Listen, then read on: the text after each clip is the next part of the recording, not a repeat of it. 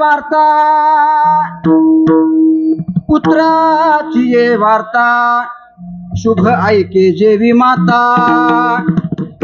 तैसे राहो माझे मन गाता ऐकता हरिगुण नादे लुब्ध झाला मृग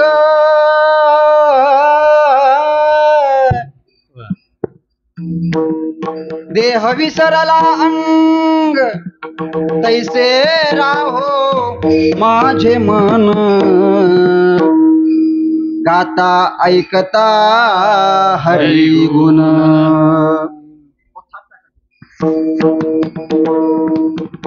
तुका मने पाहे कासरीची पिले माये तैसे राह माझे मन गाता ऐकता हरी गुण. प्रस्तुत स्थळी प्राप्त प्रसंगी कीर्तन रूपी सेवेसाठी निवडलेला अभंग. महान भागवत भक्त वैराग्याचा कळस वैराग्याचा मूर्तिमंत पुतळा म्हणून आपण ज्यांच्याकडे आदराने पाहतो असे वैदिक सिद्धांत शोधक सकल साधक जनबोधक संसार गती रोधक आणि पंढरीपथ साधक असे असणारे माझे जगद्गुरु श्री तुकोबराया यांच्या अखिल विश्वाला तारणाऱ्या चंद्रभागा मातेप्रमाणे पावन करणाऱ्या अभंग संहितेतील गोड असा 4 चरणाचा आपलं मन देवाच्या चरणावर अर्पण करण्यासाठी त्या मनाची स्थिती काय असते हे सांगणारा अभंग आहे. विठोबा रखुमाई विठोबा रखुमाई ये विठोबा रखुमाई ये विठोबा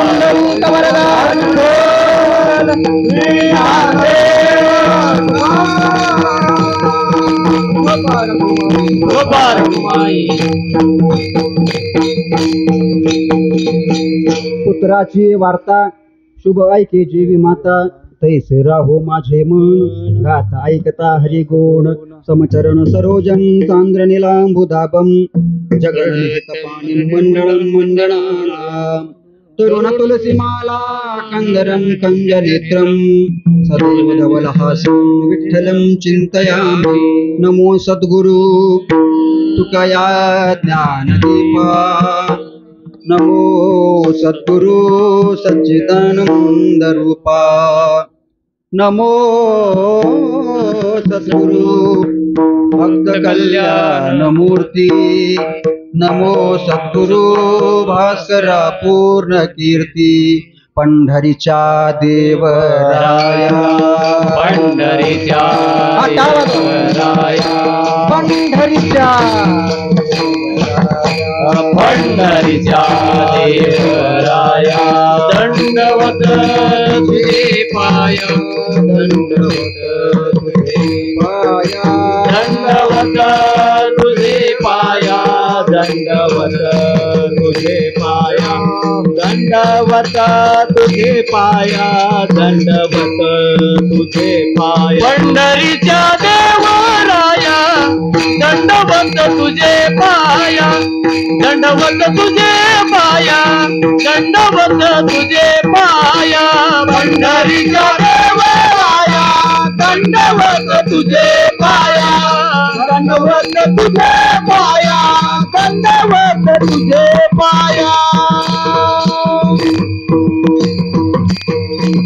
पंढरीच्या देवराया दंडवत तुझे पाया. प्रस्तुत प्राप्त प्रसंगी चिंतन रूपी सेवेसाठी निवडलेला अभंग तुकोबरायांचा आहे. काय सांगतात बरं तुकोबराया? तुकोबराया सांगतात की देवा माझं जे हे काही मन आहे ते मन अतिशय चंचल आहे. बरं या चंचल असलेल्या मनाला एका जागी स्थिर करा आणि या भगवंताच्या चरणावर अर्पण करा. भगवंताच्या चरणावर मन अर्पण करत असताना ते मन चंचल असून चालत नाही. चंचल मन देवाच्या चरणी अर्पण करायचं काम नाही. चंचल मन देवाच्या चरणावर अर्पण करायचं नाही. मग कसलं मन देवाच्या चरणावर अर्पण करायचं? या अभंगामध्ये तुकोबराया एक सिद्धांत देतात. कोणता? या अभंगाचा पूर्ण सिद्धांत आहे. तैसे राहो माझे मन, जे तसं मन माझं राहायला पाहिजे. तसं म्हणजे कसं, याला 3 उदाहरणं देतात, 3 सिद्धांत देतात. नंबर 1, अभंगाचं पहिलं चरण, पुत्राची वार्ता. ज्याप्रमाणे एखाद्या आईचं बाळ जर परगावी असेल, कुठेतरी बाहेर राहायला असेल, कुठेतरी लांब असं नोकरीच्या निमित्तानं गेलेलं असेल, आणि त्या पुत्राची जोपर्यंत आपल्या कानावर चांगली वार्ता ऐकायला येत नाही, त्या आईचं जसं मन त्या लेकराच्या बातमीकडे आतुरतेनं वाट पाहत असतं, आणि ज्या दिवशी किंवा ज्या वेळेला त्या लेकराची वार्ता त्या आईला फोनवरून कसं का असना माझं बाळ सुरक्षित आहे अशी वार्ता ज्यावेळी त्या आईला कळते, आणि ती वार्ता आपल्या आईला कळल्यानंतर आईच्या मनाची जी अवस्था होते, तैसे राहो माझे मन, कसं राहो, तसं माझं मन देवा तुझ्या चरणावर अर्पण करण्यासाठी राहायला पाहिजे. हे जर नाही कळालं तर 3ऱ्या चरणामध्ये दुसरा सिद्धांत देतात. काय? नादे लुप्त झाला मृग. मृग म्हणजे हरिण. हरिण माहिती आहे ना सर्वांना, प्रत्येक गल्ली बोळात असते बघा आपल्याकडे. असते का हरिण? कुठं असते महाराज? जंगलात. हा, जंगलामध्ये हरिण असते. पर ते हरिण जंगलामध्ये फिरत असताना एक पारधी त्या हरणाच्या पाठीमागे लागतो. कशासाठी? त्याला मारण्यासाठी. पण हरिण महाराज एवढं चंचल आहे आणि एवढं चतुर आहे, एवढं चपळ आहे की काही केल्या ते हरिण त्या पारध्याच्या हाती लागत नाही. एकदम जलद गतीनं पळतं. हरिण कसं पळतं महाराज? एकदम फास्ट, अगदी जलद गतीनं पळतं. जलद गतीनं पळत असल्यामुळं त्या पारद्याच्या हाताला ते हरिण लागत नाही. पण हरणाला थांबवण्यासाठी त्या पारद्याजवळ एक युक्ती असते. काय युक्ती असते बरं? त्या हरणाला बिन नावाचं वाद्य, त्या वाद्याचा आवाज अतिशय आवडतो बरं का. कुणाला पखवाजाचा नाद आवडतो, कुणाला सुंदर अशा विणेचा नाद आवडतो, कुणाला तबल्याचा नाद आवडतो, कुणाला टांग टांग टांग टांग ढोलकीचा नाद आवडतो, कुणाला कशाचा नाद तर कुणाला कशाचा नाद. तसं त्या हरणाला बिन नावाचं जे वाद्य आहे त्या वाद्याचा आवाज अतिशय आवडतो. मग त्या पारद्याच्या हे लक्षात येतं की मी दिवस रात्र जरी त्या हरणाच्या पाठीमागं धावलो तरी सुद्धा ते हरिण माझ्या हाताला लागणार नाही. मग काय करायचं? त्या हरणाला जे आवडतंय ते करायचं. तुमची आमची भक्ती कशी आहे? आम्ही देवाची भक्ती करतो, पण कोणाच्या इच्छेनं? आपल्या स्वतःच्या इच्छेनं. हा, मनात आलं तर चला मंदिरला, मनात आलं तर चला पंढरपूरला, नाहीतर घरात, नाहीतर कामावर. होय की नाही महाराज? मग त्या देवाला जर आपलंसं करायचं झालं तर देवाला जे आवडते ते करायला पाहिजे. होय की नाही? जर समजा एखादी पतिव्रता स्त्री आहे आणि त्या पतिव्रता स्त्रीच्या जर मनात आलं की माझ्या नवऱ्याला जर खुश करायचं असेल, माझ्या नवऱ्याला जर खुश करायचं असेल तर माझ्या नवऱ्याला जे आवडते ते करून द्यायला पाहिजे. होय की नाही? कुणाचं सांगतोय? पतिव्रते स्त्रीचं सांगतोय बरं का. अति पतिव्रते स्त्रीचं सांगत नाही, फक्त पतिव्रत स्त्रीचं सांगतोय. कोण असते बरं पतिव्रत स्त्री? दररोज सकाळी उठल्या उठल्या तोंड धुवायच्या अगोदर आपल्या पतिदेवाच्या चरणाचं मस्तक ठेवून दर्शन घेते, त्या स्त्रीला पतिव्रता स्त्री म्हणायचं.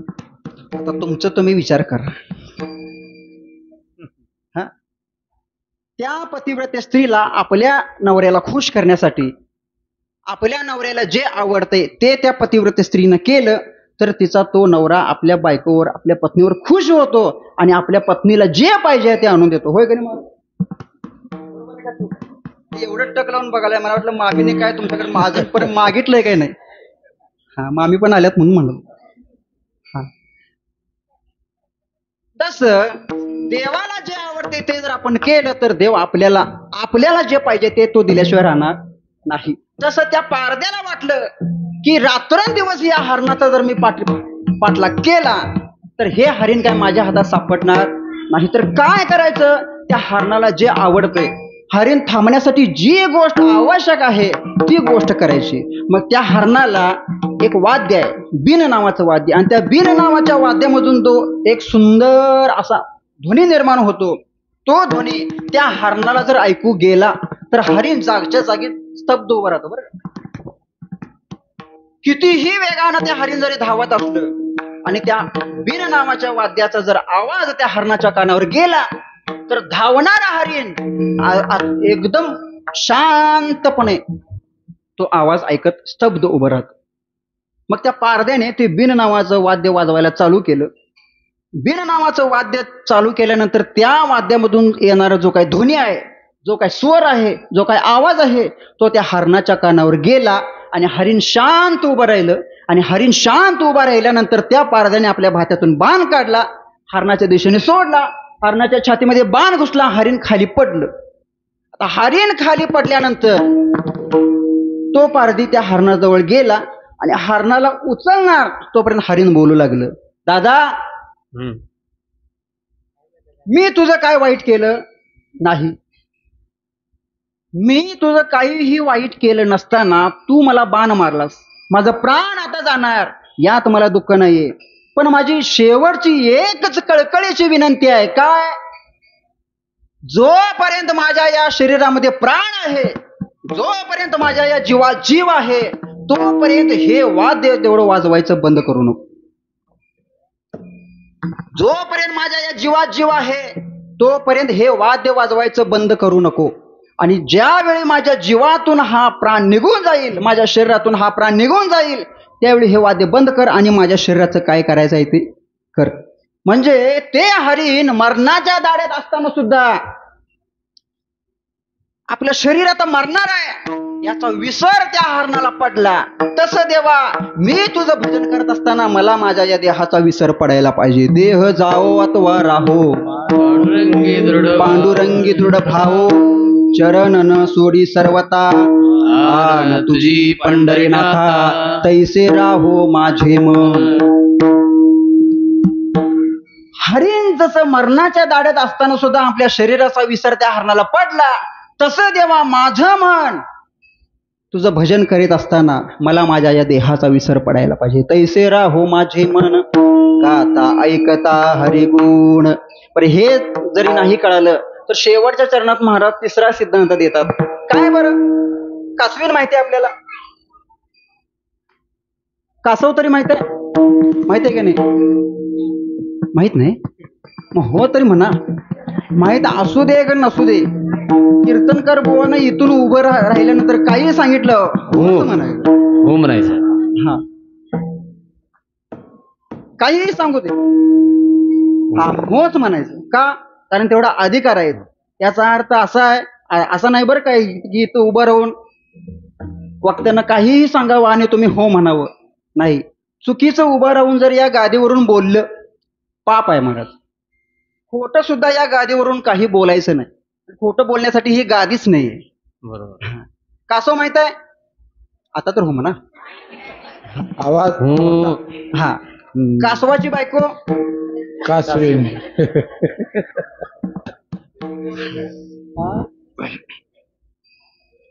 पाटलाची बायको पाटलीन. जरा जरा बोला म्हणजे चालेल. सुताराची बायको सुतारी. कुंभाराची बायको कुंभारीन. लोहाराची बायको लोहारीन. डॉक्टराची बायको डॉक्टरीन. महाराजाची बायको महाराजीन. बुवाजी. आणि दारोड्याची बायको कोण? त्याला नाव नाही. हा, विनोदाचा भाग या चिंतनातून वजा करा. कासवीन माहिती आहे आपल्याला. कासवीन, कासवाची बायको कासवीन. तिथून पुढे गेलो. कासवीन असते बघा. त्या कासविनीला, त्या कासविनीच्या पोटाला पिलं जन्माला येतात. तुमच्या आमच्या पोटी सुद्धा पिलं जन्माला येतात. पण माणसाच्या पोटी जन्माला आलेलं ते बाळ, ती आई, त्या बाळाचं पोट कसं भरते हो? त्या बाळाला आपल्या स्तनाला लावते आणि त्या स्तनातून त्या बाळाच्या मुखामध्ये दूध जातं आणि त्या बाळाची पुष्टी होते. बाळ मोठं होतं, बाळाचं पोट भरतं. प्रत्येक प्राणी तसाच करतो. आपल्या शरीरामध्ये भगवंतानं जे दूध निर्माण केलं, बाळा दुधा कोण करीतो उत्पत्ती, वाढवे श्रीपती सवे दोन्ही. भगवंतानं प्रत्येक प्राण्याच्या शरीरामध्ये दुधाची उत्पत्ती केली आहे. कुणासाठी? कुणासाठी उत्पत्ती केली? बाळासाठी. पण मला सांगा, जन्माला आलेलं बाळ आईचं दूध जास्त पित काय गाईचं दूध जास्त पितो? गाईचा गाईचं दूध जास्त पित. पण गाईचं दूध कोणासाठी आहे? वासरासाठी. फक्त त्या वासरासाठी आहे. पण त्या वासराच्या पोटावर तुम्ही आम्ही पाय मारून गाईचं दूध पितो, म्हणून आपली बुद्धी अजून एवढी तल्लख झाली नाही. सांगायचा भाग एवढाच आहे, प्रत्येक जीव, प्रत्येक प्राणी आपल्या पोटाला आलेल्या, जन्माला आलेल्या जीवाला, त्या बाळाला, त्या पिलाला आपलं दूध पाजून ते बाळ मोठं करत असत. पण कासविनीचं जर बारीक दृष्टीनं जर निरीक्षण केलं तर कासविनीला स्तन नसतं बरं का.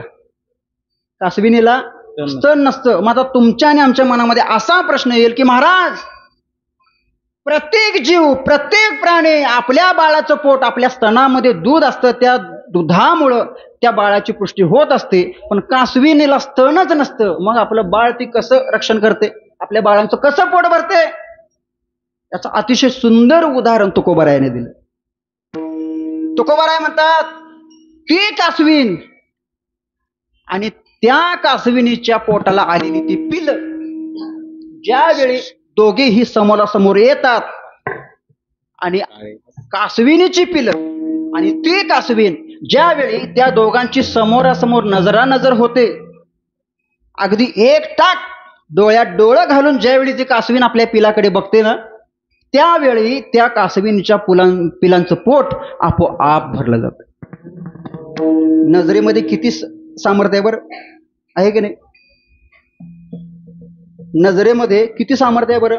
या नजरेनं राग सुद्धा व्यक्त करता येतो, या नजरेनं प्रेम सुद्धा व्यक्त करता येतं, होय की नाही महाराज?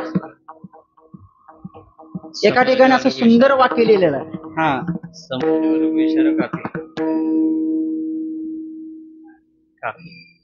जो मेरे दिल में रहता है, जो मेरे आंखों में रहता है, मैं उसको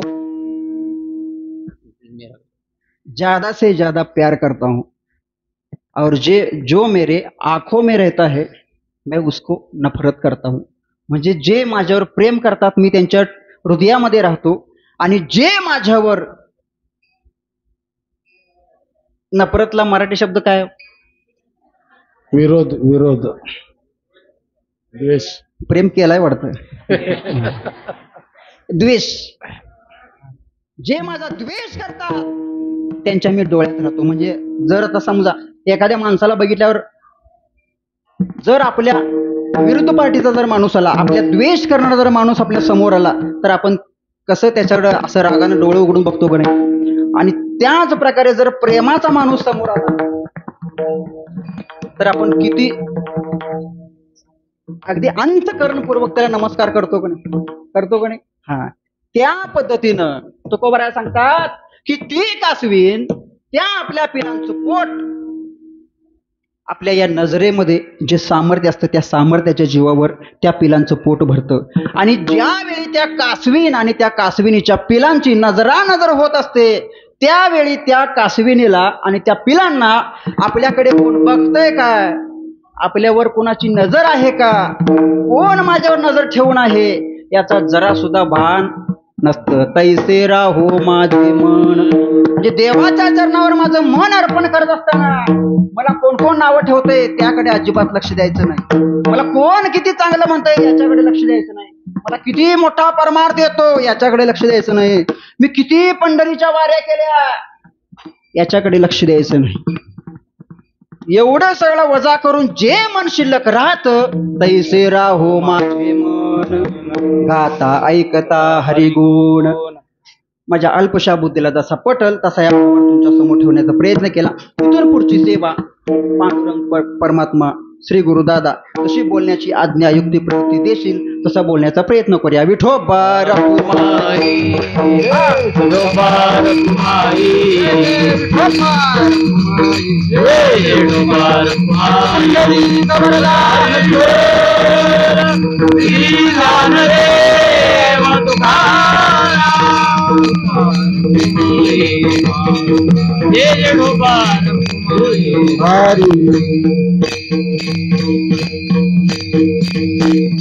सेवेला सुरुवात करण्यापूर्वी थोडासा परिहार द्यायचा तो म्हणजे असा. प्रतिवर्षाप्रमाणे या वर्षी सुद्धा देवशयनी आषाढी आज आहे बरं. देवशयनी म्हणजे आजपासून कार्तिकीच्या एकादशी पर्यंत भगवान परमात्मा पंढरीमध्ये अगदी निवांतपणे झोप घेतात. तुम्ही म्हणाल देव तिथं झोपतोय तर इथं आम्ही कशाला एवढं त्याच्या नावानं हाका मारायचा.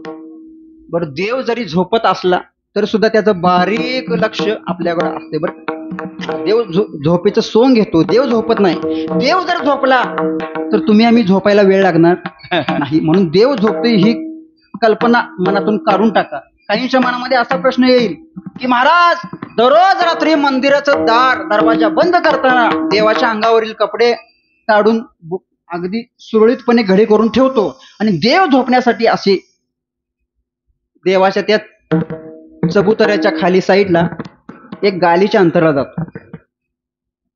बघायचं असलं तर आजपासून दररोज तुम्ही येऊन बघू शकता. पण त्यासाठी रात्री 10 वाजेपर्यंत इथं राहायला पाहिजे. कोणाची तयारी आहे? देव कसं झोपतोय ते बघायचं. देव कसं झोपतोय ते बघायचं असेल तर दरवाजा बंद करायला सुद्धा आपण इथं पाहिजे. तर देव कसं झोपतोय ते आपल्याला दिसेल. आज देवशयनी आषाढी एकादशी आणि त्या आषाढी एकादशीच्या निमित्ताने माझ्याकडे आलेली ही सेवा हे मी माझं परम भाग्य समजतो. काय म्हणतात महाराज? पुत्राची वार्ता शुभ ऐके जेवी माता तैसे राहो माझे मन गाता ऐकता हरिगुण. बरं मला सांगा परमार्थ करण्यासाठी कोणत्या गोष्टींची आवश्यकता असते? तुम्ही आम्ही परमार्थाला लागलो पण परमार्थामध्ये प्रवेश करण्यासाठी काय आवश्यकता असते? तर सर्वात महत्वाची गोष्ट म्हणजे आपलं मन. हे मन त्या भगवंताच्या चरणावर अर्पण करायला पाहिजे. बरं हे आपलं मन त्या भगवंताच्या चरणावर आपण अर्पण करायची आपली इच्छा असते. पण एक मन म्हणतं काय की आज आषाढी एकादशी आहे चला मंदिरात कीर्तन ऐकायला. दुसरं मन म्हणतं नको नको नको का आपल्याच गल्लीतला महाराज आहे रोज रोज त्यातच काय ऐकायचं.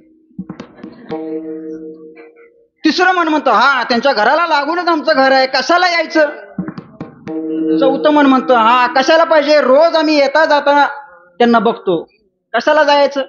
पाचवं मन म्हणतं हा मंदिरात जाऊन काय उपयोग तिथं काय सरळ ऐकू येत नाही सरळ आपण बाहेर बसूया कट्ट्यावर. म्हणून काही जण मंदिरात नाही तर बाहेर बसतात. सहावं मन म्हणतं हा मंदिरात कशाला जायला पाहिजे बाहेर उभं राहूया लोक चांगले चांगले चप्पल घालून येतात.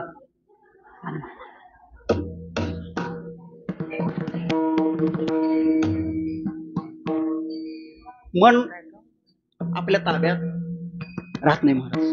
मन चंचल आहे एका जागी कधीच राहत नाही. आता मला सांगा आपण सर्वजण इथं या मंदिरामध्ये कीर्तन ऐकण्यासाठी बसलो. शरीर आपलं इथं आहे पण प्रामाणिकपणे आपल्या मनाला प्रत्येकानं प्रश्न विचारायचं आपण इथं कीर्तन ऐकायला बसलो पण खरं सांगायचं आपलं मन आता कुठं आहे? कुलपाकडं.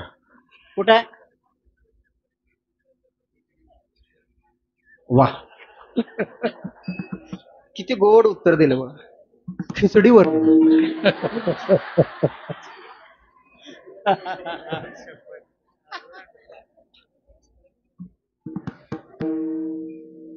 चेहरा पण यांचा बघा खिचडी सारखा गोल आहे अगदी.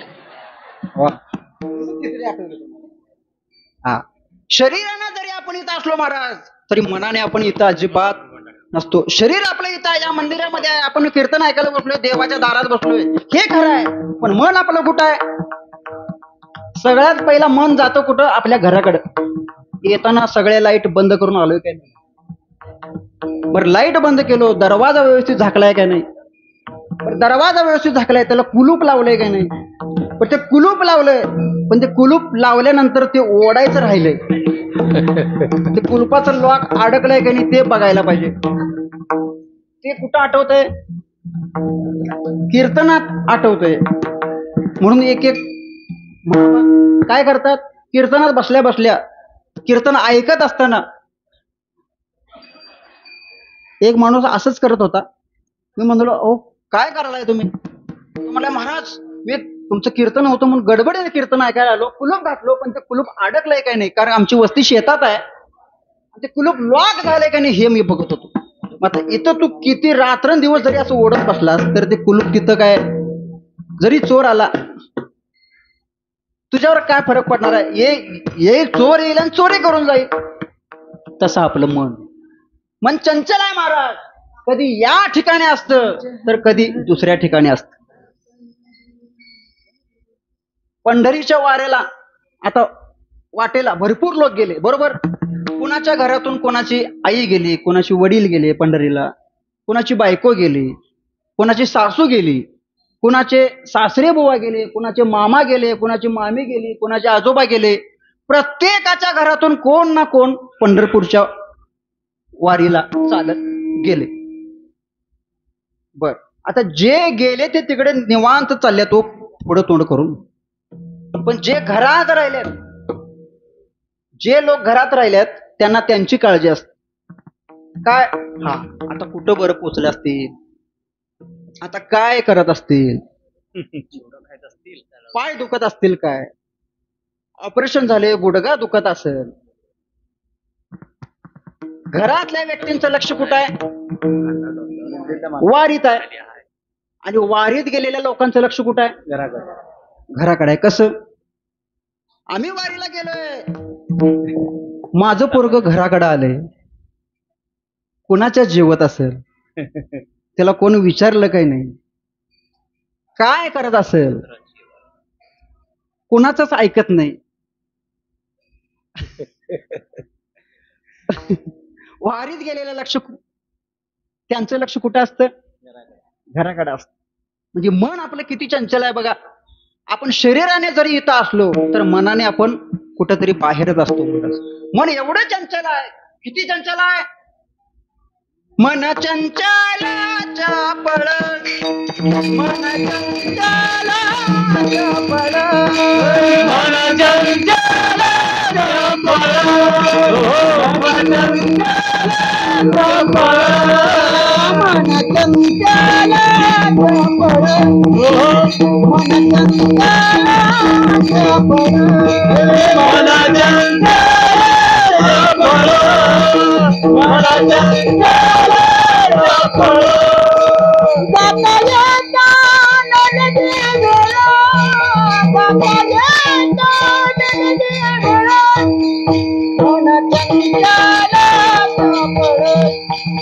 मन चंचल चपळ, मन चंचल चपळ, मन चंचल चपळ,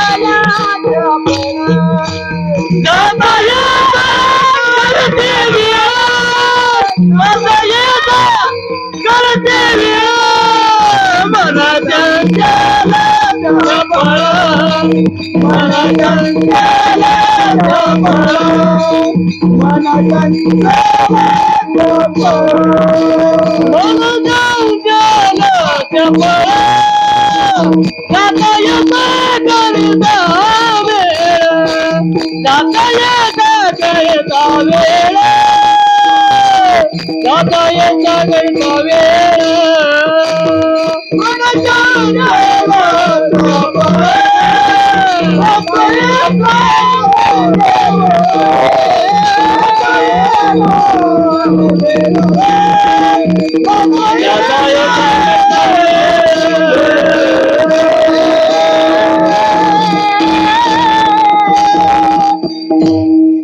किती चंचल आहे, चाल सुद्धा तशीच आहे. मन चंचलाच्या पळ, किती चंचल आहे, भरपूर मन हे चंचल आहे. पण ते चंचल असणारं मन आपल्याला कुठं आणायचं आहे? देवाच्या चरणावर आणायचं. पण हे मन काही केल्या देवाजवळ येत नाही. का? कारण मनाला चांगलं शक्यतो जास्त आवडत नाही. नाही. जे वाईट असतं ते पहिला मनाला आवडतं. म्हणून सगळ्यांना एक विनंती आहे, चांगलं काय आणि वाईट काय हे सगळ्यांना कळतंय का नाही? माना तरी हलवा. हा, हो. आपण माणूस आहे. मनुष्य जीवन जगत असताना चांगलं काय आणि वाईट काय हे आपल्याला कळतं. किमान एवढं तरी कळतं चांगलं काय ना वाईट काय. पण एवढं कळत असताना सुद्धा जी गोष्ट वाईट असते ती आपण सगळ्यात करायला पुढे राहतो. चांगलं जिथं जिथं करायचं असतं तिथं आपण बाजूला राहतो. मंदिरामध्ये पारायण चालू आहे, यावं, चटई अंतराव्या, पकवाज लावावा, माईकचे स्टँड ज्या त्या ठिकाणी ठेवावे, माईक लावावी, केबल लावावी. बरं ते बंद पडलं असलं तर दुसऱ्याला फोन करून ते मशीन तिथून घेऊन यावं.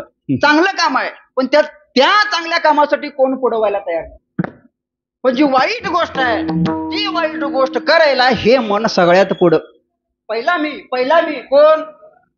वाईट गोष्ट करायला हे मन पुढं जात. चांगलं करायला मन पुढे जात नाही.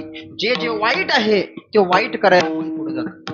पण वाईट ज्या गोष्टी मनाला आवडतात त्या गोष्टी देवाला आवडत नाही, आणि ज्या चांगल्या गोष्टी आहेत त्या चांगल्या गोष्टी देवाला आवडतात. पण हे मन त्या देवाच्या चरणाजवळ जायला तयार नाही. पण आपण त्याला बांधून कसं का असं ना देवाच्या चरणाजवळ आणायला पाहिजे.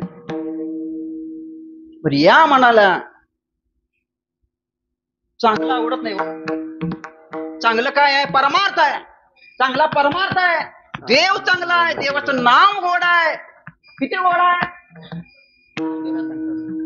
अमृता होणे गोड नाम तुझे देवा, नाम तुझे देवा, मन माझे केशवा, मन माझे केशवा, काबाने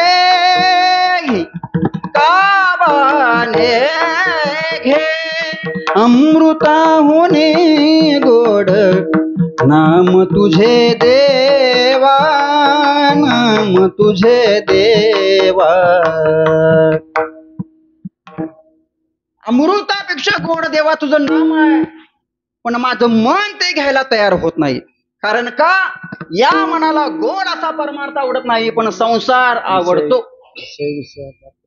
परमार्थ गोड आहे पण मनाला आवडत नाही, आणि संसार कडू आहे तो मनाला आवडतो.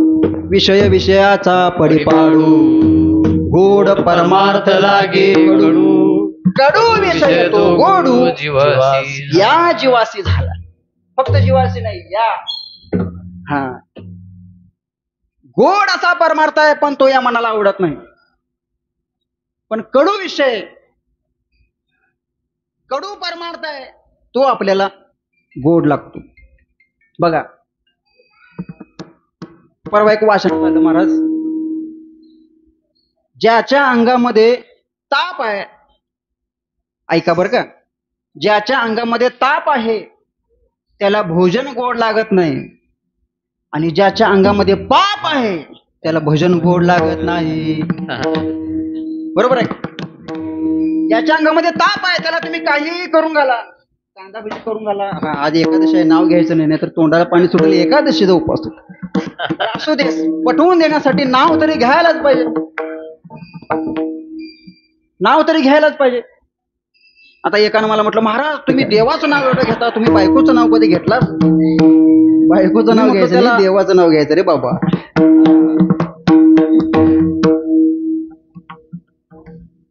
ज्याच्या अंगामध्ये ताप आहे त्याला भोजन गोड लागत नाही, आणि ज्याच्या अंगामध्ये पाप आहे त्याला भजन गोड लागत नाही. बरोबर? हा, मग असं हे मन या संसारामध्ये अडकत. संसार कडू आहे, किती कडू आहे, किती संसार कडू आहे सगळ्यांना माहित आहे. पण तुम्ही आम्ही नाटकं करतो महाराज, सगळे आपण नाटकी आहे. एवढ्या आपल्याला या संसारामध्ये अडचणी येतात, पण आपण कंबर कसून त्या अडचणींना सामोरं जातो कधी.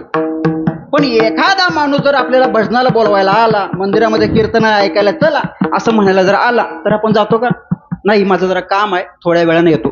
थोड्या वेळानं म्हणत म्हणत म्हणत फोनच बंद करून 5ला येतो म्हणणारा माणूस 6:30ला येतो. काकडा संपल्यावर काय सांगा. संत पदाला. हा अनुभवाचं बोल आहे. किती कडू आहे बरं संसार. प्रत्येकाला माहित आहे संसार किती कडू आहे. पण कडू किती आहे हे जर सांगायचं झालं तर एक जाता जाता एक उदाहरण आहे. विनोदाचा भाग आहे, ऐकून. एक दारू पिणारा माणूस होता बरं. भरपूर दारू पित होता आणि त्याची बायको त्याला सांगून सांगून अगदी दमली. अहो कशाला दारू पिता, वाईट आहे, चांगलं नाही दारू पिणं, शरीरासाठी आरोग्यासाठी चांगलं नाही, लवकर तुम्ही जाल, माझा संसार उद्ध्वस्त होईल.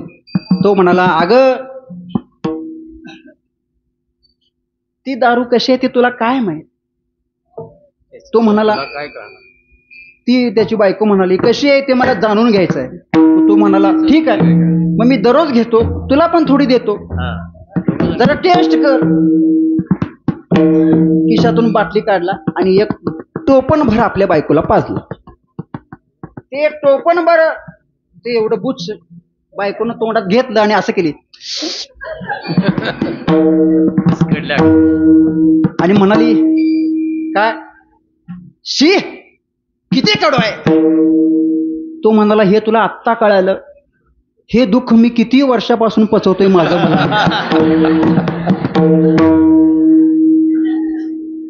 सांगायचा मुद्दा काय, गोड जे आहे ते आपल्याला कडू लागतं आणि जे कडू आहे ते आपल्याला गोड लागतं. गोड काय आहे बरं. भगवान परमात्मा गोड आहे, त्याचं नाम गोड आहे, त्याचं रूप गोड आहे. कसं गोड तुझे रूप, गोड तुझे नाम, गोड तुझे रूप, गोड तुझे नाम, गोड तुझे रूप, तुझे नाम, गोड तुझे रूप, गोड तुझे नाम, गोड तुझे रूप, गोड तुझे नाम, गोड तुझे रूप, गोड तुझे नाम, गोड तुझे रूप, गोड तुझे नाम, गोड तुझे रूप, गोड तुझे नाम. देई माझा प्रेम, देई माझा प्रेम, सर्व काळ गोड तुझे रूप, गोड तुझे नाम, गोड तुझे रूप, गोड तुझे नाम, गोड तुझे रूप, गोड तुझे नाम. देई माझा प्रेम, देई माझा प्रेम, गोड तुझे रूप, गोड तुझे नाम, गोड तुझे रूप, गोड तुझे नाम, गोड तुझे रूप, गोड तुझे नाम. गोड तुझे रूप, गोड तुझे नाम, देई मत प्रेम सर्व. एवढं हे भगवंताचं नाम गोड आहे, पण ते गोड नाम आपल्या मनाला आवडत नाही. पण या मनाला या देवाच्या चरणावर आणायला पाहिजे. पण काही केल्या हे मन या देवाच्या चरणाजवळ येत नाही. त्याला ओढून ताणून आणावं लागतं. पण किती जरी ओढून ताणून आणलं तर ते मन या देवाच्या चरणावर यायला तयार नाही. हे मन आहे ते देवाजवळ का येत नाही बरं. त्याला 3 कारण आहेत. वेळ कमी आहे आपल्याकडं. हे मन देवाच्या चरणावर अर्पण करायचं झालं, देवाजवळ आणायचं झालं तर येत नाही. पण ते मन का येत नाही याचा आपल्याला विचार करायला पाहिजे. मन देवाजवळ का येत नाही याची 3 कारण आहेत. नंबर 1, या मनावर अगदी अनादिकालापासून लहान असतानापासून या मनावर विषयाचे संस्कार झालेले आहेत. या मनावर, चांगल्या मनावर विषयाचे संस्कार झालेले आहेत, म्हणून हे मन देवाच्या चरणाजवळ यायला तयार नाही. नंबर 2, या मनाला देवाच्या चरणावर येण्यासाठी काहीतरी बंधनं लागतात, आणि बंधनं घातलेलं कुणाला आवडत नाही. एखाद्याच्या मनावर जर बंधन घातलं, नाही तू यायलाच पाहिजे, नाही तू माळ घालायलाच पाहिजे, नाही महाराज मला आठवड्यातून 2 वेळा लागतं, बंधन आहे की नाही? ते बंधन आहे म्हणून येत नाही मंदिरात. पहिलं कारण सांगितलं, अनादिकालापासून या मनावर विषयाचे संस्कार झालेले आहेत, म्हणून मन देवाजवळ यायला तयार होत नाही. नंबर 2, या मनावर बंधनं घातलेली मनाला आवडत नाही, म्हणून हे मन देवाच्या चरणाजवळ यायला तयार होत नाही. आणि नंबर 3, या मनाला जर देवाच्या चरणावर अर्पण केलं, आणि एकदा का हे जर मन देवाच्या चरणावर अर्पण झालं, तर या मनाला स्वातंत्र्य राहत नाही. एकदा का हे जर मन देवाला अर्पण केलं, तर हे मन आणि तो देव दोन्हीही एकरूप होतात. मग एकरूप होणं म्हणजे मनाचं काय चाललं, होय का नाही? मग मनाला माझं खरं पाहिजे, मी म्हणतोय तसं व्हायला पाहिजे, पण हे मन जर देवाजवळ गेलं आणि त्या देवाच्या रूपाला जर भुललं, तर या मनाचा स्वतःवर ताबा राहत नाही, म्हणजे त्याचं स्वातंत्र्य हरवतं, म्हणून मन त्या देवाजवळ जायला तयार होत नाही. पहिला मुद्दा बघा, अनादिकालापासून या मनावर विषयाचे संस्कार झाले आहेत. कसं? अगदी लहान असतानापासून आपल्या जवळचे जे नातलग असतात, समजा एक उदाहरण देतो म्हणजे तुमच्या लक्षात येईल. एखाद्या आईला एखादं बाळ होतं, 6 महिन्याचं असू दे, वर्षाचं असू दे, 1.5 वर्षाचं असू दे, असं ती आई त्या आपल्या बाळाला हातात घेते आणि म्हणते, आले ले ले ले ले ले, तुला मामाची पोलगी बायको करायची. अजून त्याला कटपीस मध्ये गुंडाळले, आणि त्याला आई काय कशाची जाणीव करून देत्या, मामाच्या पोरगी तुझ्या बरोबर लग्न करायचं. तर त्याला मामाची पोरगी काय माहिती आहे का मला? मग तिला कोण जाणीव करून दिलं मामाच्या पोरगीची? आईनं जाणीव करून दिली का नाही? पण ते बाळ, त्याला जरी कळत नसलं, पण विषय आला म्हटल्यानंतर ते बाळ हसायला लागतं आणि मनातल्या मनात म्हणतं, हा आई तू काळजी करू नको बरं का, मामाची पोरगी आणायची काय आणि दुसऱ्या कोणाची आणायची ते माझं मी बघतो. या मनावर विषयाचे संस्कार झालेले आहेत, आणि ते विषय सोडून हे मन देवाच्या चरणाजवळ यायला तयार होत नाही. नंबर 2, या मनावर बंधनं असतात. कशाचं बंधन असतं? कुणाच्या मनावर कशाचं बंधन असतं? तर कुणाच्या मनावर कशाचं बंधन? हे मन जर देवाच्या चरणावर अर्पण करायचं झालं, तर या मनावर अनेक बंधनं असतात. बंधन कसं असतं? संतांनी आपल्या या जीवाला भगवंताजवळ नेण्यासाठी चांगला असा मार्ग दाखवला, पण त्याला काहीतरी बंधनं घातली. आता बघा, फक्त माळ घालणं म्हणजे परमार्थ करणं काय हो? फक्त माळ घालणं म्हणजे परमार्थ करणं नाही. माळ घातल्यानंतर कमीत कमी किमान सकाळी उठल्यानंतर गंध लावला पाहिजे, देवाला नमस्कार केला पाहिजे, जे काही भगवंताचे गुणगान गाणारे श्लोक आहेत, अभंग आहेत, ते अभंग कमीत कमी म्हटलं पाहिजे, किमान हरिपाठ म्हटला पाहिजे, किमान काकडा म्हटला पाहिजे. दररोज नित्य नेमानं मंदिरामध्ये येऊन भगवंताचं दर्शन घेतलं पाहिजे. म्हणजे हे बंधन आहे की नाही बरं? पण हे जर बंधन नसेल तर उठायचं, आंघोळ करायचं, गाडीला किक मारायचं आणि कारखान्यात जायचं, त्याला काय अर्थ आहे? हा, म्हणजे मनावर बंधनं असतात, बंधनं. आता बघा, एखादं लहान लेकरू आहे. लहान लेकरू म्हणजे केवढं? 1.5-2 वर्षाचं. आमच्या शेजारीच आहे एक 1.5-2 वर्षाचं लेकरू आहे. ते 1.5-2 वर्षाचं लेकरू घरामध्ये रांगत असतं. आता रांगत ते दरवाजाजवळ येतं, आणि रस्त्यापासून उंबरा किंवा तो दरवाजा 3-3.5 फुटावर आहे, अंतरावर आहे. पण घरातून रांगत बाळ ते त्या दरवाजाजवळ येतो, आणि दरवाजातून असं बाहेर पडायला येतं. तेवढ्यात त्याची आई येते, आणि आई त्या बाळाला उचलून घेते आणि सांगते, अहो आपलं बाळ रस्त्यावर जातंय, त्याला काहीतरी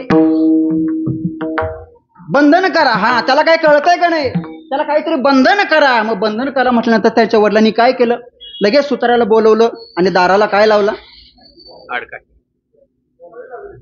लावला काय तुम्ही, हा, दाराला काय लावलं, फळी लावली. आता ती फळी लावल्यानंतर त्या रांगणाऱ्या बाळाला काय वाटलं, मी किती चांगलं रांगत होतो, रांगत रांगत मी रस्त्यावर जाणार होतो, रस्त्यावर जाऊन मी रस्त्यावरून इकडे तिकडे धावणार होतो, पण माझ्या आईने मला उचललं.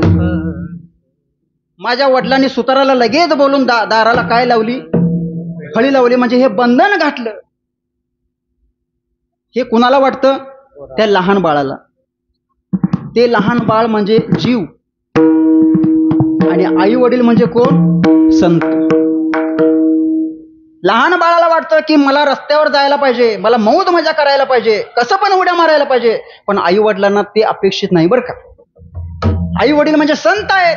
या जीवाला संत योग्य असा उपदेश करतात. बाबा तू माळ घातलास खरं आहे, पण काय कर, उठा जागे वारे आता, स्मरण करा पंढरीनाथा, भावे चरणी ठेवा माथा, चुकवी व्यथा जन्माच्या, धनदारा पुत्र जन. बरोबर का नाही. संतांनी आपल्याला काहीतरी बंधनं घातली, पण ही अशी बंधनं कोणालाही घालून चालत नाहीत. एका मुलीचं आणि एका मुलाचं लग्न होणार होतं. पूर्वीच्या काळी असं नव्हतं की फक्त आई वडिलांनी मुलगी बघायची आणि मुलानं ती डोळे झाकून पसंत करायचं आणि लग्न करायचं. पण आताचा जमाना तसा राहिला नाही. फेसबुक, युट्यूब, इंस्टाग्राम सगळीकडे आता तेच चाललंय. म्हणत फोनवर यांचा कॉन्टॅक्ट होतो आणि तिकडच्या तिकडे घुर, होय की नाही. हा, तशी त्या दोघांची फोनवर ऑनलाईन त्यांचा संपर्क झाला. दोघांची मतं जुळली. घरच्या लोकांना सुद्धा एकत्र आणलं. घरच्या लोकांना सुद्धा यांना त्यांचं पसंत पडलं, त्यांना यांचं पसंत पडलं. पण मुलगी म्हणाली की बाबा मी या मुलाबरोबर लग्न करायला तयार आहे, पण माझ्या काही अटी आहेत, माझी काही बंधनं आहेत. ती बंधनं मी या मुलाला पहिला सांगणार आणि त्याला ती जर कबूल असली तर मी या मुलाबरोबर लग्न करायला तयार आहे. वडिलांनी सुद्धा होकार दिला, कारण आता तसंच आहे. मुलाला मुलगी आणि मुलीला मुलगा जर पसंत पडला तर त्यांना एकांतात सोडलं जातं. म्हणून का, हितगुज करण्यासाठी. हितगुज करायला आयुष्य पडले.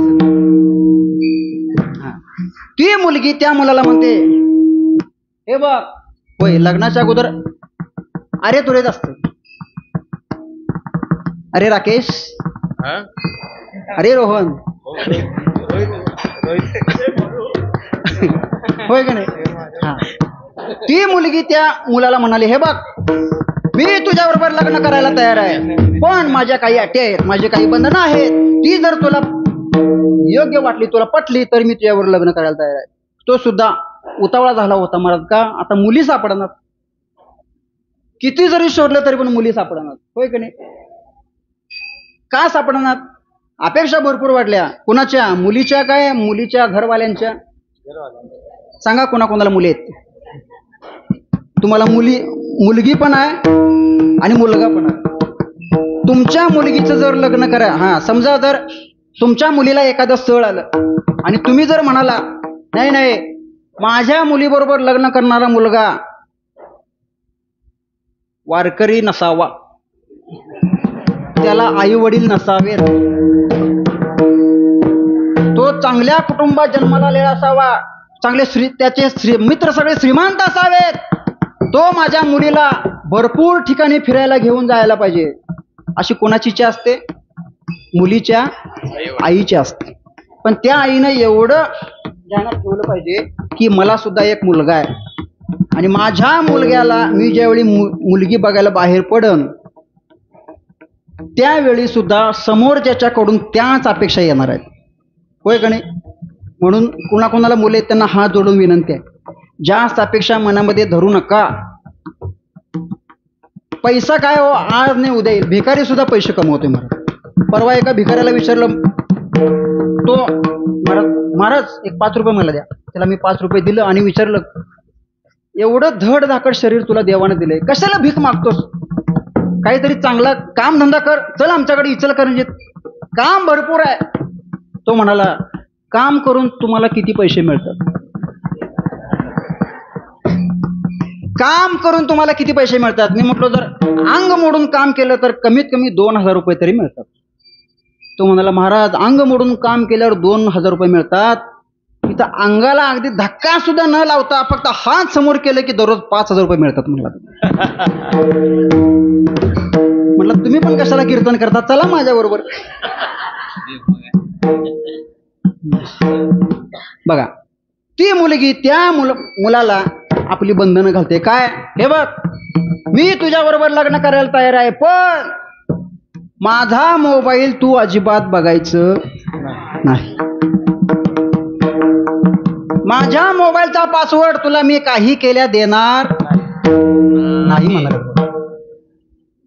तुझा मला पासवर्ड दे अगर न दे, पण मी तुला माझा पासवर्ड देणार नाही. मी तुझ्या बरोबर लग्न करायला तयार आहे, पण त्या राहत्या घरामध्ये फक्त तू आणि मी दोघंच राहायचं.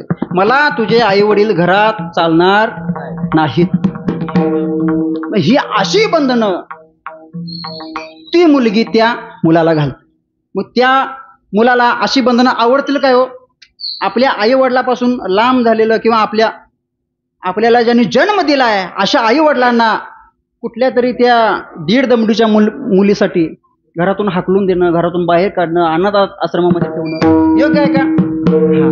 ते या मनाला आवडत नाही. म्हणजे मनावर आपण बंधनं घालतो म्हणून ते मन या भगवंताच्या चरणाजवळ जायला तयार होत नाही. आणि मनाला काय, मन जर एकदा का देवाच्या चरणाजवळ गेलं तर ते मन, त्या मनाला स्वातंत्र्य राहत नाही.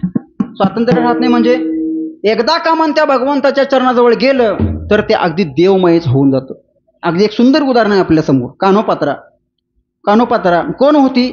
एका वेश्येची मुलगी होती, पण ती या भगवंताच्या चरणाजवळ अनन्य भावानं शरण गेली, भगवंताच्या चरणावर नतमस्तक झाली आणि तिथंच तिने प्राण सोडला. का? भगवंताची ती एकरूप झाली. तसं तुकोबराया सुद्धा या भगवंताला शरण गेले, पंढरीला गेले, पण परत पाठीमाग नाही आली. तुका पंढरीसी गेला, तुका पंढरीसी गेला, तुका पंढरीसी गेला, तुका पंढरीसी गेला. पुन्हा जन्मा नाही आला, पुन्हा जन्मा नाही आला, पुन्हा जन्मा नाही आला, पुन्हा जन्मा नाही आला, पुन्हा जन्मा नाही आला, पुन्हा जन्मा नाही आला. तुका पंढरीसी गेला, पुन्हा जन्म नाही आला, पुन्हा जन्म नाही आला, पुन्हा जन्म नाही आला. तुका पंढरीसी गेला, पुन्हा जन्म नाही आला, पुन्हा जन्म नाही आला, पुन्हा जन्म नाही आला. तुका पंढरीसी गेला, पुन्हा जन्म नाही आला म्हणजे तुकोबराय एकदा त्या पंढरपूरला गेले तर परत पाठीमाग आले नाहीत. परत पाठीमाग आले नाहीत म्हणजे त्यांनी तन मन धन या देवाला अर्पण केलं आणि ते त्याचेच होऊन गेले. त्यांचं शरीर पाठीमाग आलं पण मन मात्र कुठं गुंतलं? रूपी गुंतले लोचन, पायी स्थिरावले मन, देह भाव हरपला तुझं पाहता विठ्ठला. किंवा हे मन जर त्या भगवंताच्या चरणावर अर्पण केलं तर काय होतं? भाग गेला, शीन गेला, अवघा झाला आनंद. त्याच्या अगोदर आता कोटे धावे मन तुमचे चरण देखलिया, भाग गेला, शीन गेला, अवघा झाला आनंद. असं हे मन जर आपण देवाच्या चरणावर अर्पण केलं तर त्या मनाला स्वातंत्र्य राहत नाही. म्हणून हे मन देवाच्या चरणावर यायला तयार होत नाही. पण या मनाला देवाच्या चरणावर अर्पण करण्यासाठी अनेक संतांनी अनेक उपाय केले. काय? भरपूर उपाय केले. कसं केले? काय काय करी तो या मना परिनायक नारायणा, करू नये त्याची करी विवंचना, उपतना धरिले. काय काय करीतो या मना म्हणजे या मनाला देवाजवळ नेण्यासाठी मी काय काय नाही केलं, पण तरी सुद्धा या मनाला तुकोबारायांनी या मनाला त्या देवाच्या चरणाजवळ अर्पण केलं. पण ते मन तरी सुद्धा देवाच्या चरणावर अर्पण करायला तयार नाही. मग तुकोबाराय म्हणतात, देवाच्या चरणावर जर मन अर्पण करायचं झालं तर ते मन कसं पाहिजे? अभंगाचं दुसरं चरण, तैसे राहो माझे मन. तैसे म्हणजे कैसे हो? तैसे म्हणजे कैसे हे जर समजून घ्यायचं झालं तर जरासं पाठीमागा या अभंगाचं पहिलं चरण, पुत्राची ये वार्ता शुभ ऐके जेवी माता. बघा, एखाद्या आईला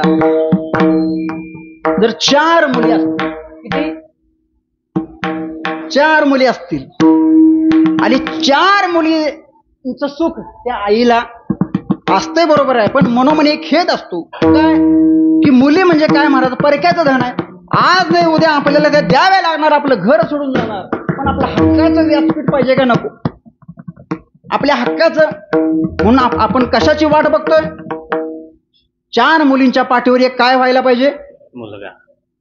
काय व्हायला पाहिजे? बोला. मुलगा व्हायला पाहिजे. बरं, मुलगा म्हणजे कोण असतो? तो वंशाचा दिवा असतो. दिवा असतो काय? मशाल असते. सगळीकडे पेटवतच असते. मुलगा म्हणजे वंशाचा दिवा, आणि तो मुलगा मला व्हावा अशी त्या आईची मनोमन इच्छा असते का नाही? बरं, कोणाकोणाला मुली आहेत त्यांनी बघा, जरा स्वतःच्या मनाला विचारून बघा. 4 मुली आहेत, पण 4थ्यांदा ज्यावेळी ती स्त्री गर्भवती राहिली आणि प्रसूतीची वेळ जवळ आल्यानंतर त्या स्त्रीला ज्यावेळी दवाखान्यात घेऊन गेलो महाराज, प्रसूतीची वेळ जवळ आली, ती स्त्री प्रसूत झाली आणि प्रसूत झाल्यानंतर ती स्त्री डॉक्टरांना म्हणते, अहो डॉक्टर, अहो काय झालं सांगा, मला काय झालं सांगा. त्यावेळी डॉक्टर म्हणतात, अहो तुम्हाला याच्या अगोदर 4 मुली आहेत, पण आता ती म्हणाली, अहो लवकर सांगा, 9:30 वाजलेत. गेले शाबू थंड होईल, लवकर सांगा डॉक्टर साहेब, मला काय झालं 4थ्यांदा. तेव्हा डॉक्टर साहेब म्हणतात, अहो तुम्हाला याच्या अगोदर 4 मुली झाल्या, पण आता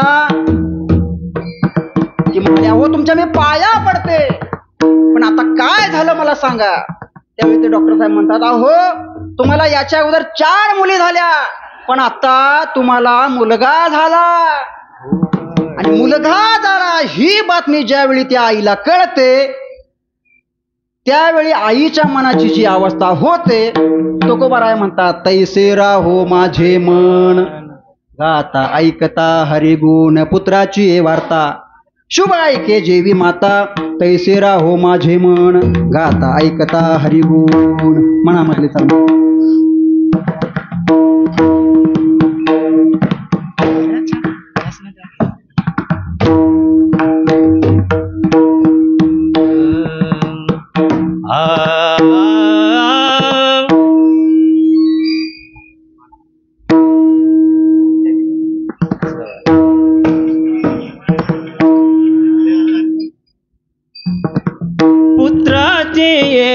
वार्ता,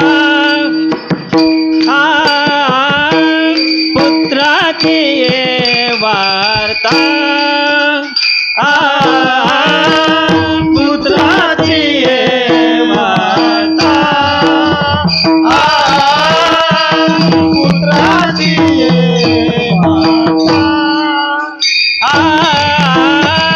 पुत्राची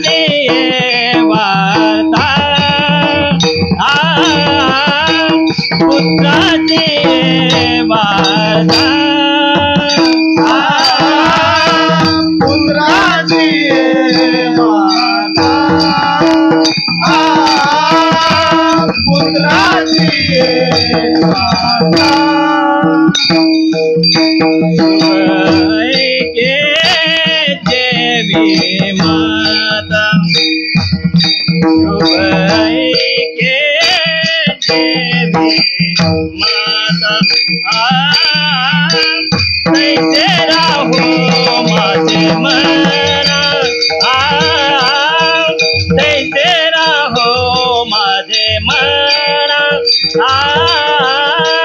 तैसे राहो माझे मना शुभ गे देवी माता शुभ गे देवी माता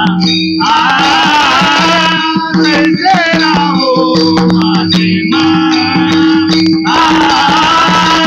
तैसे राहो माझे मना तैसे राहो माझे मना पुत्राची वार्ता पुत्राची वार्ता पुत्राची वार्ता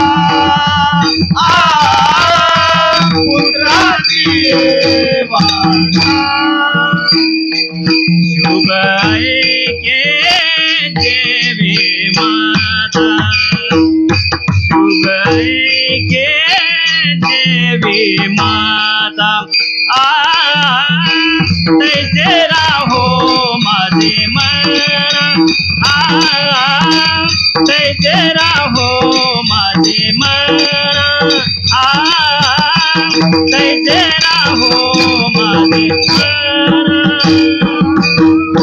ऐके देवी माता शुभ ऐके देवी माता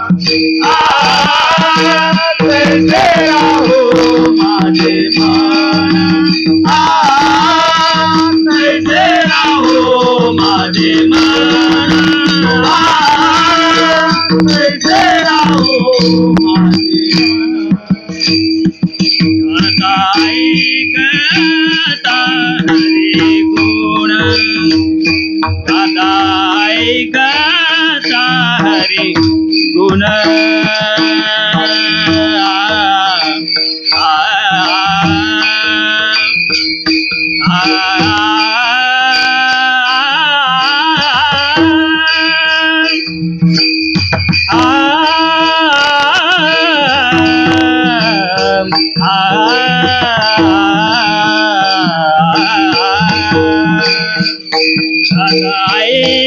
ऐकता हरी गुण ऐकता हरी गुण ऐकता हरी गुण तैसे राहो माझे मना तैसे राहो माझे मना तैसे राहो माझे मना ऐकता हरी गुण ऐकता हरी गुण तैसे राहो माझे मना तैसे राहो माझे मना तैसे राहो माझे मना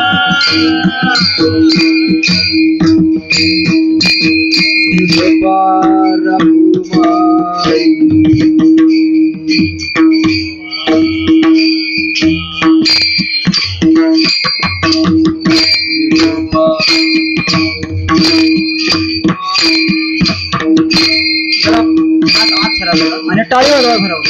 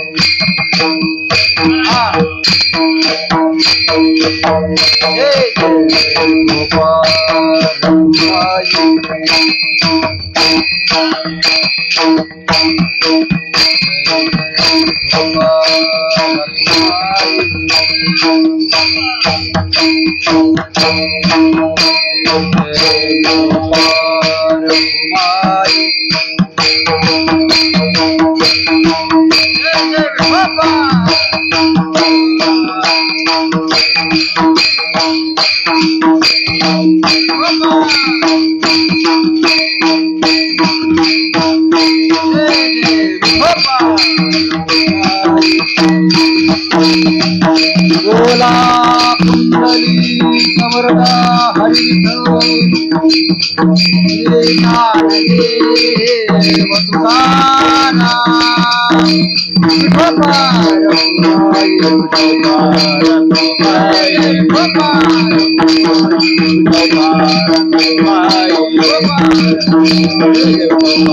बोला बोला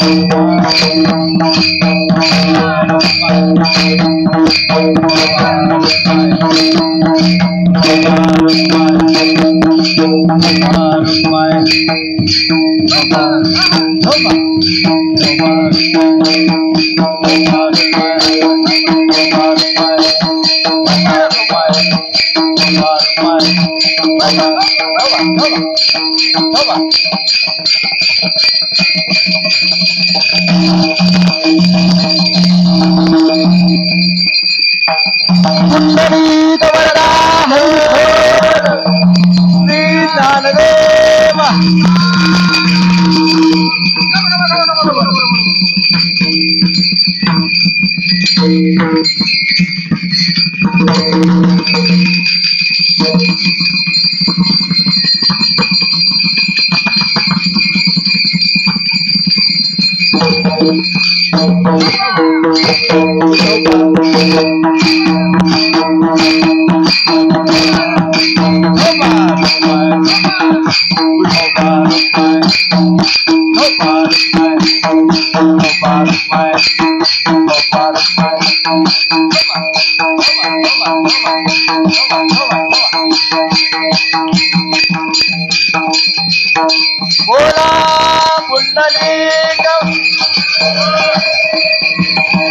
ज्ञानदेव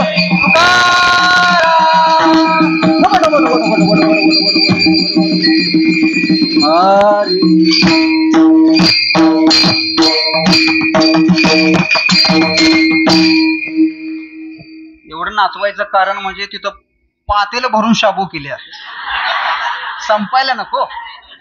खरं सांगायचं कोण कोण आता कुणाकोणाच्या मनामध्ये असा प्रश्न येईल महाराज की महाराज तुम्ही कायम सांगताय पारायण करा पारायण करा पारायण करा.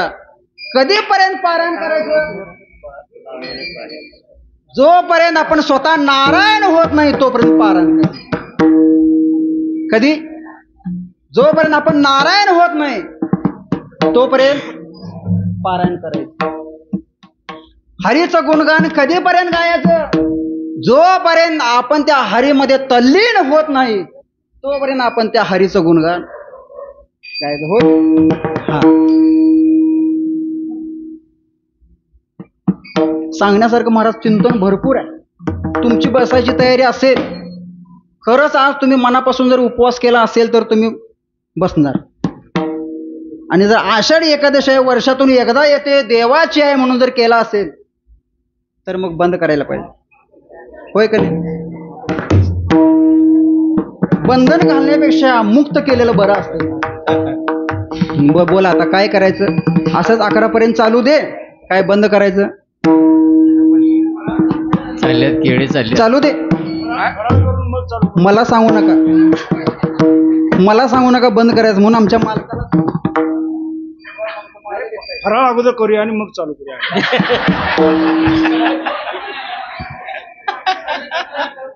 ते काय रात पळे आणि दिवस पळ्यावे जीवन आणि चालू करायला. हा ऐका, पुत्राची हे वार्ता.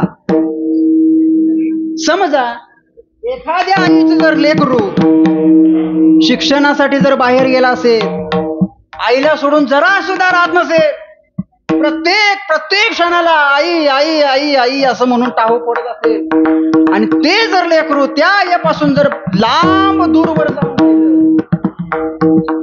शिक्षणासाठी, आता कुणाकुणाची मुलं कशासाठी बाहेर जातात. काहींची मुलं शिक्षणासाठी बाहेर जातात, काहींची मुलं लग्न करून बाहेर जातात, काहींची मुलं नोकरीच्या संदर्भात बाहेर जातात, काहींची मुलं आपल्या आई वडिलापासून लांब अशी, काहींची मुलं आर्मीमध्ये सुद्धा असतात. विठोबा रखुमाई, विठोबा रखुमाई, विठोबा रखुमाई, रोबार कुमाई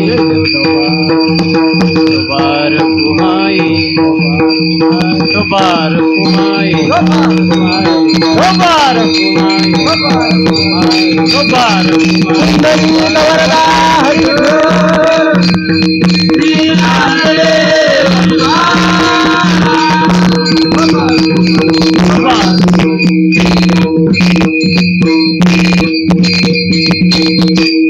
काहींची मुलं कोणत्या ना कोणत्या कारणासाठी आपल्या आई वडिलांच्या पासून बाहेर असतात.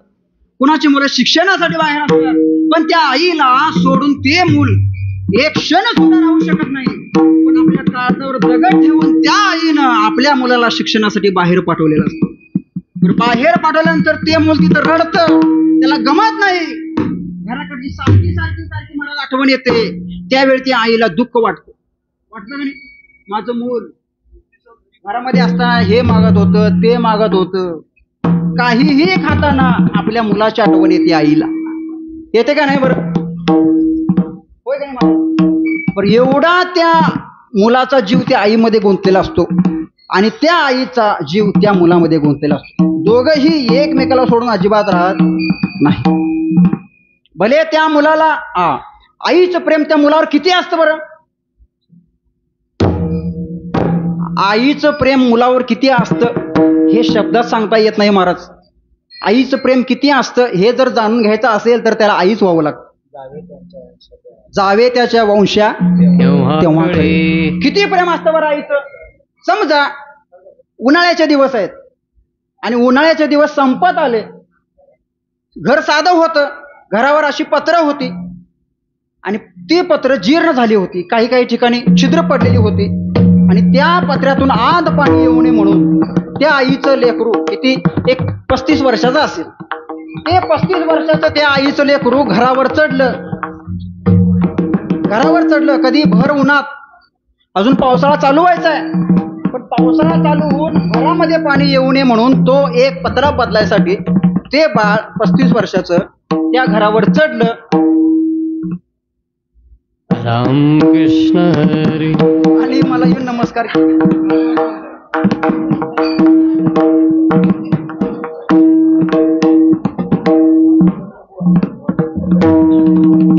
ते 35 वर्षाचं लेकरू घरावर तो पत्रा बदलण्यासाठी चढलं. आता भर उन्हाळ्याचे दिवस, पत्रा तापलेला होता, अगदी गरम झालेला होता, पायाला चटके बसत होते. त्यावेळी त्या वर चढलेल्या त्या 35 वर्षाच्या बाळाची आई घराबाहेर आली आणि म्हणाली, अरे काय करतोस वर? खाली ये लवकर, पत्रा किती गरम झालाय, तुझ्या पायाला भाजत नाही काय? ये लवकर खाली. तो वरून म्हणतोय, तुला काय करायचं आई, माझं मी काम करतोय ना, तू घरात जा बघू. ती आई घरात जाते, परत 5 मिनिटांनी येते, अजून तो वरचा बाळू खाली आलेला असतो. ती म्हणाली, अरे मी तुला सांगून 5 मिनिटं झाली तरी सुद्धा तो अजून खाली येईनास, पायाला चटके बसत असतील, लवकर ये खाली. हे कुणाला कळतं? हा, आईलाच कळतं.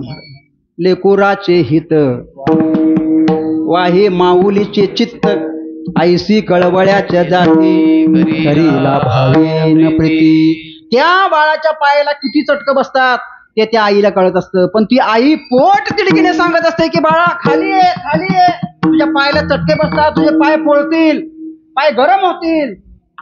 ते बाळ ऐकायला तयार नसतं. मग ती आई काय करते बरं?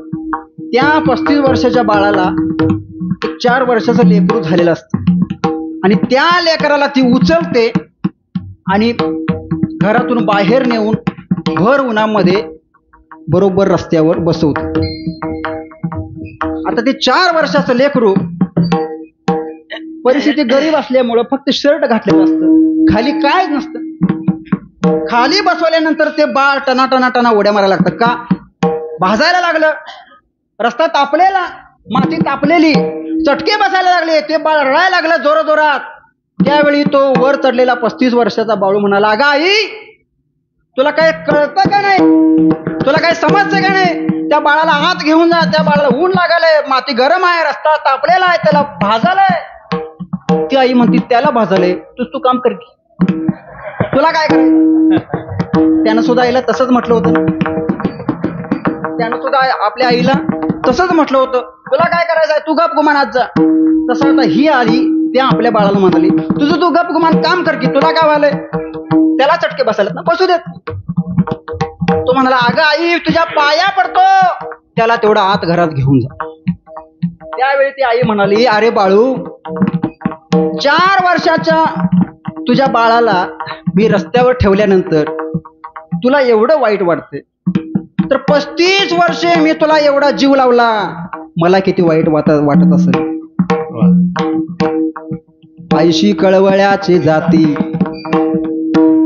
आईचं मुलावर किती प्रेम असतं ना, त्याच्यासाठी आईच व्हावं लागतं महाराज.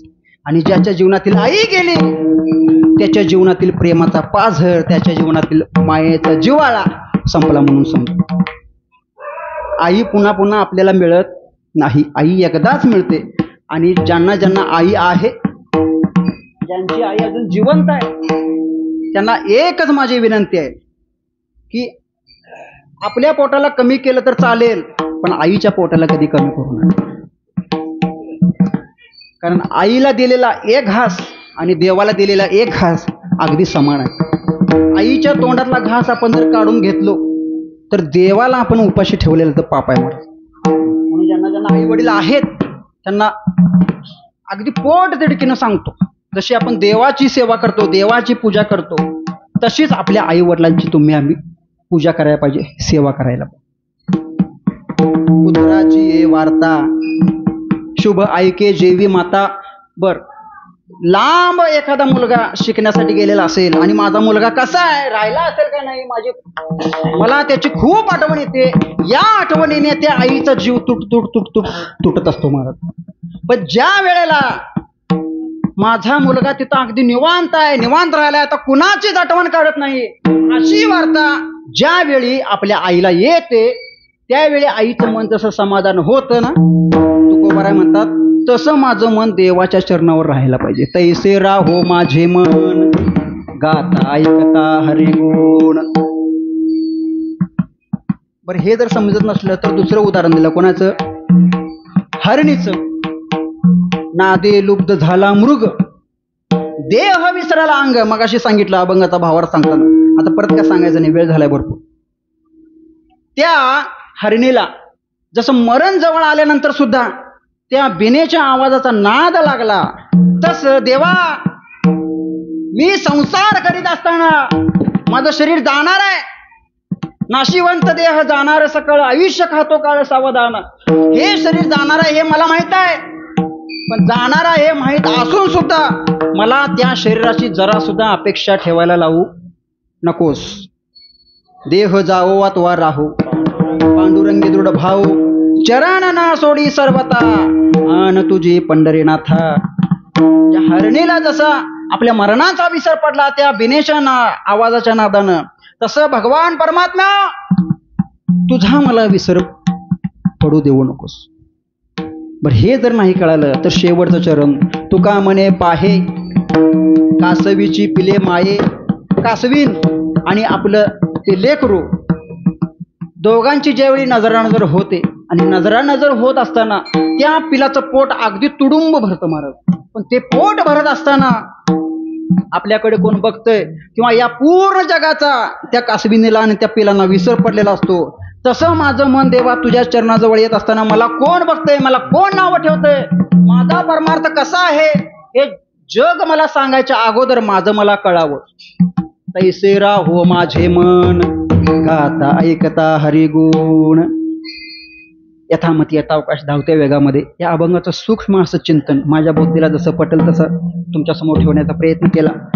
जे बोललो किंवा जे माझ्या मुखातून गेलं, जे चुकीचं आहे ते माझ्या वाणीचा दोष, जे बरोबर आहे ते जे श्री गुरूंचं भगवान परमात्म्याच्या आशीर्वादानं आलेले शब्द असं समजा.